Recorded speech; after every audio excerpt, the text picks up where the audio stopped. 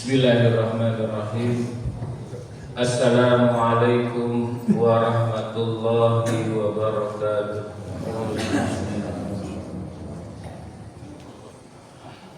Innal hamdalillah nahmaduhu wa nasta'inuhu wa nastaghfiruh wa na'udzu billahi min shururi anfusina wa min sayyiati a'malina.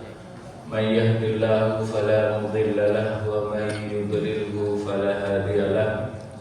Asyhadu an la ilaha illallah wahdahu la syarika lahu wa asyhadu anna Muhammadan abduhu wa rasuluh la nabiyya ba'dahu. Bapak-bapak, ibu-ibu, hadirin jamaah salat subuh yang dimuliakan Allah Subhanahu wa taala. Puji syukur marilah senantiasa kita panjatkan kehadirat Allah Subhanahu wa taala, yang mana pada pagi hari ini Allah Subhanahu wa taala masih memberikan kepada kita nikmat sehat wal afiat, nikmat waktu luang, dan yang harus selalu kita syukuri adalah Allah Subhanahu wa taala memberikan kepada kita nikmat iman dan Islam. Salawat dan salam semoga selalu tercurahkan kepada junjungan kita Nabi yang mulia, Nabi besar Muhammad sallallahu alaihi wasallam, suri tauladan kita, uswatun hasanah kita. Mudah-mudahan kita mendapatkan syafaatnya di yaumil qiyamah. Amin ya rabbal alamin. Bapak ibu hadirin yang berbahagia, kita manusia tidak terlepas dari apa yang namanya hak dan kewajiban. Seorang suami memiliki hak, juga memiliki kewajiban yang harus dilakukan. Demikian pula seorang istri, ya. Mereka punya hak dan juga punya kewajiban. Termasuk kita selaku seorang anak punya hak untuk mendapatkan kasih sayang orang tua.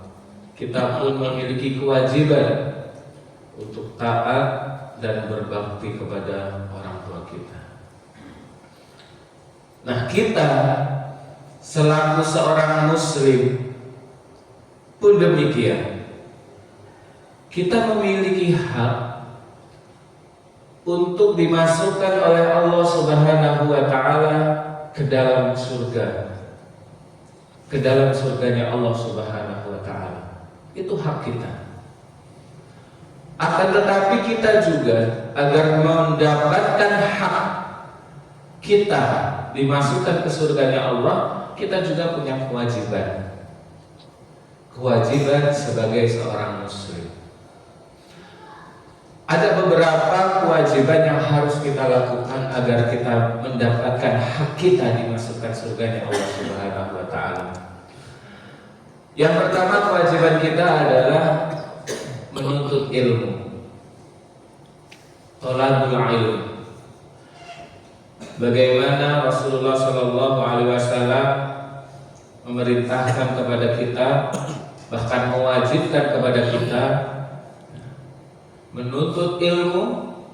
Itu adalah kewajiban bagi seorang muslim, laki-laki dan perempuan. Rasulullah Shallallahu Alaihi Wasallam juga memberikan motivasi kepada kita, disuruh untuk menuntut ilmu dari kecil, bahkan dari buaya sampai ke liang lahat. Artinya tidak ada batasan, Bapak Ibu, untuk kita berhenti untuk mencari ilmu. Tentunya ilmu di sini yang dimaksud adalah ilmu agama, ya, dengan tidak mengesampingkan ilmu-ilmu yang lain. Ada yang mengatakan bahwa menuntut ilmu agama itu fardu ain, artinya wajib untuk setiap individu seorang muslim. Kalau ilmu umum, ilmu kedokteran, ilmu psikologi, ilmu matematika, itu hukumnya adalah fardu kifayah. Artinya tidak semua orang harus belajar itu. Cukuplah beberapa yang mewakili untuk belajar ilmu kedokteran dan sebagainya. Tapi kalau untuk ilmu agama itu diwajibkan untuk setiap individu. Baru akhirnya Allah Subhanahu wa taala memberikan kelebihan ilmu antara satu dengan yang lain. Sehingga apa? Ketika kita sudah paham agama, kita beragama itu sesuai dengan ilmu. Kita sholat, kenapa kita harus sholat? Bagaimana caranya? Tidak hanya sekedar ikut-ikutan. Pada akhirnya ketika terjadi kesalahan, kita tidak tahu apa kesalahan kita ketika mengerjakan sholat. Tapi kalau kita tahu ilmunya, insya Allah terhindar dari sesuatu yang salah. Itu yang pertama, menuntut ilmu. Kemudian yang kedua, setelah kita paham agama dengan ilmu yang kita miliki, kewajiban selanjutnya adalah kita meyakini kebenaran agama Islam itu sendiri, bahwa satu-satunya agama yang diridhoi oleh Allah Subhanahu wa taala adalah Islam. Inna dina indallahil Islam. Jadi tidak ada pemahaman misalnya bahwa kelak di akhirat ada surga lain selain surganya Allah Subhanahu wa taala, atau ada neraka lain selain nerakanya Allah Subhanahu wa taala. Kita harus yakin bahwa kelak di akhirat tidak ada tempat kecuali surga dan nerakanya Allah Subhanahu wa taala. Makanya kita bersyukur dilahirkan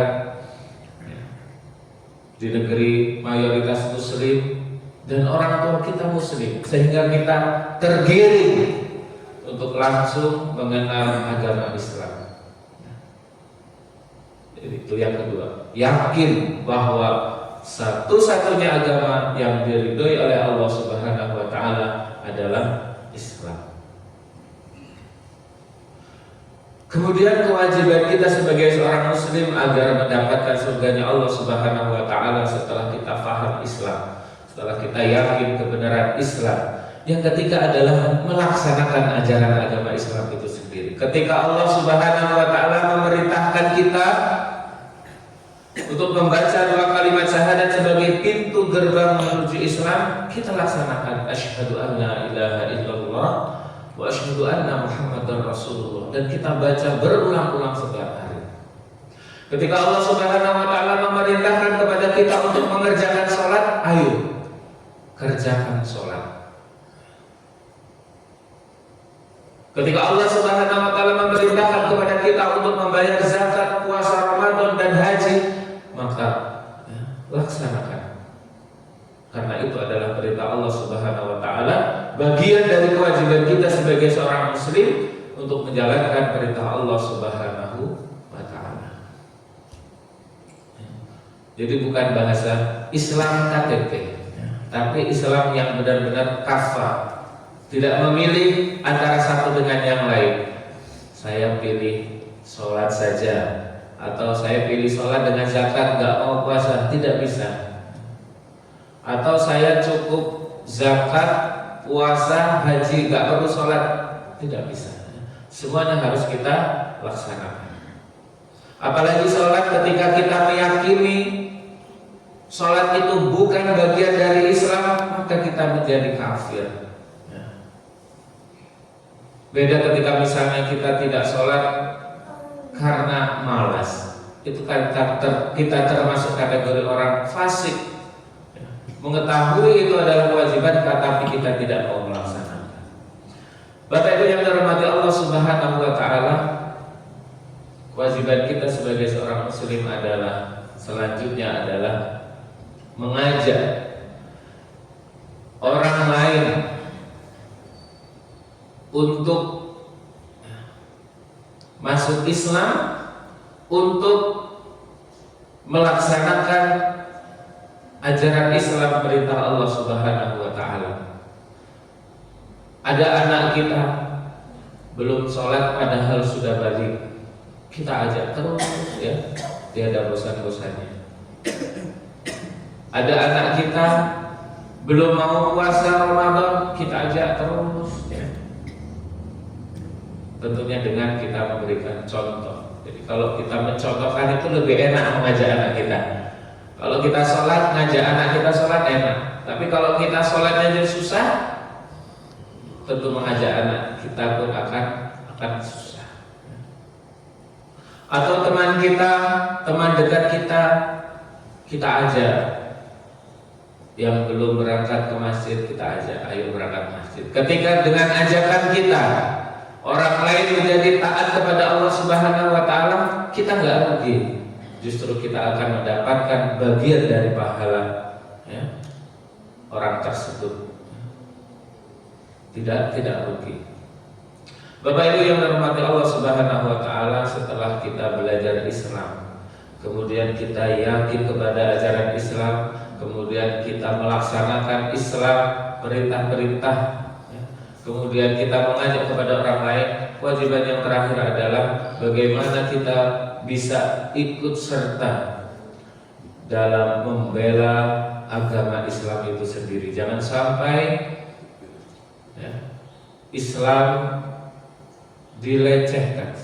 Jangan sampai ada saudara kita ya, sedang dizolimi, kita diam saja. Harus ada andil. Minimal sekali adalah kita mendoakan saudara-saudara kita, mendoakan saudara-saudara kita agar kita bersama-sama bisa menjalankan perintah Allah Subhanahu wa taala dengan sebaik-baiknya. Demikian yang dapat saya sampaikan, mudah-mudahan bermanfaat. Mudah-mudahan kita mampu melaksanakan kewajiban kita sebagai seorang muslim, sehingga kelak kita akan mendapatkan hak kita, yaitu dimasukkan di surganya Allah Subhanahu wa ta'ala, yang merupakan tujuan kita semua.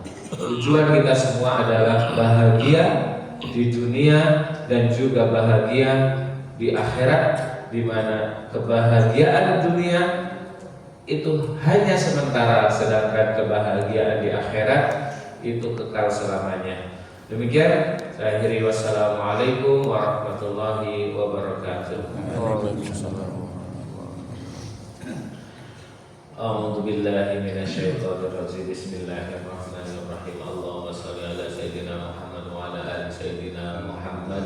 Walhamdulillahi rabbil alamin. Hamdan syakirin, hamdan na'imin, hamdan yuafi fi mazidah. Ya Rabbana lakal hamdu kama yanbaghi li jalali wajhikal karim wa 'azimi sultanik. Rabbana zalamna anfusana wa illam taghfir lana wa tarhamna lanakunanna minal khasirin. Rabbana ighfir lana wa liwalidina wa li jami'il muslimin wal muslimat wal mu'minin wal mu'minat al ahya'i minhum wal amwat innaka 'ala kulli syai'in qadir. Rabbana hab lana min azwajina wa dhurriyyatina qurrata a'yun waj'alna muttaqina imama. Rabbi firli wa liwalidayya warhamhuma kama rabbayani shaghira. Rabbana atina fid dunya hasanah wa fil akhirati hasanah wa qina adzabannar. Subhana rabbika rabbil izzati 'amma yasifun wa salamun 'alal mursalin walhamdulillahi rabbil alamin.